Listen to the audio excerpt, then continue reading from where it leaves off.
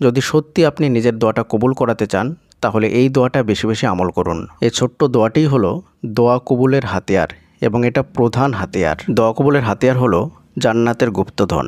সেটি আর অন্য কিছু নয়, সেটি হলো একটি দোয়া।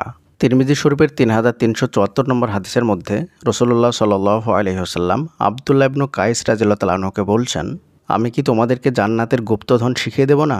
আর তা হলো লা হাওলা ওয়ালা কুওয়াতা ইল্লা বিল্লাহ। এই ছোট্ট দোয়াটি হলো দোয়া কবুলের হাতিয়ার।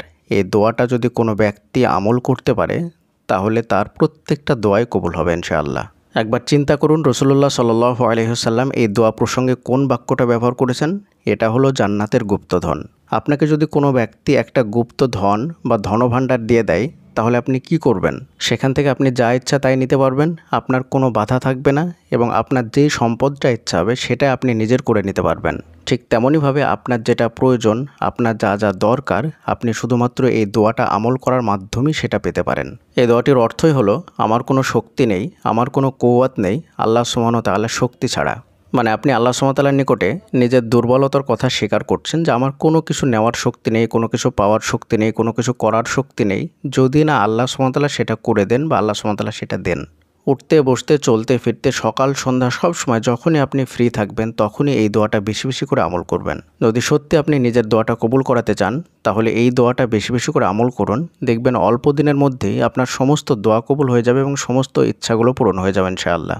যখন আপনি ফ্রি থাকবেন তখনই মুখে এই বাক্যটা বারবার উচ্চারণ করুন। যদি আপনি সারাদিন ব্যস্ত থাকেন তাহলে রাত্রে ঘুমানোর আগে আধা ঘন্টা 1 ঘন্টা এটা আমল করে তারপরে ঘুমিয়ে পড়ুন। দোয়া কবুল করানোর জন্য কত আমল করেছেন, কত কিছু করেছেন, শুধুমাত্র এই আমলটা করে দেখুন, তারপরে নিজের মধ্যে কি কি পরিবর্তন আসছে সেটা আপনি নিজেই বুঝতে পারবেন। এই দোয়াটা আমল করবেন আর সঙ্গে দোয়া কবুলের সময়গুলোতে বেশি বেশি আল্লাহর নিকটে দোয়া করবেন। দোয়া কবুলের সময় বলতে বিশেষ করে তাহাজ্জুদের সময় অনেক বেশি দোয়া কবুল হয়ে থাকে, তাই ওই সময় বেশি বেশি করে দোয়া করার চেষ্টা করবেন। আর আপনার যে জিনিসটা প্রয়োজন সেটা মনের মধ্যে কল্পনা করবেন আর এই দোয়াটা আমল করবেন। এবং বৃষ্টির সময় অনেক বেশি দোয়া কবুল হয়, তাই যখন বৃষ্টি পড়বে তখন দোয়া করার চেষ্টা করবেন আল্লাহর নিকটে। তারপর আজান ইকামতের মধ্যবর্তী সময় দোয়া কবুল হয়।